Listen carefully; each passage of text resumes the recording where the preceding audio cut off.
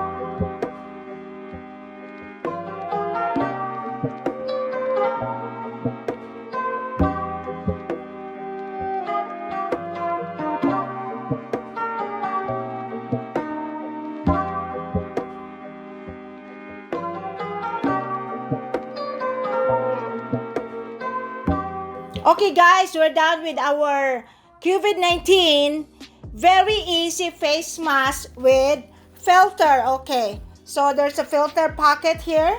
Guys, please check at the description box because I make an outline for the pattern of this face mask. Very easy face mask, handmade and with the sewing machine. So that you can download. Just check in the description box, okay? So look at, we have a very nice face mask for our protection for the COVID-19, okay?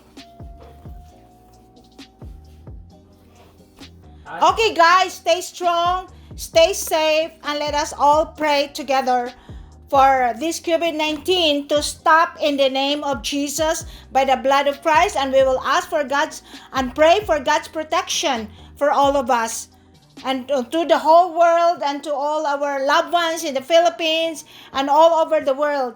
And that's all for this video, guys. Please don't forget to like, share, comment below, and subscribe to Mama Quadang's channel. Bye for now. God bless you all. Stay safe. I love you guys.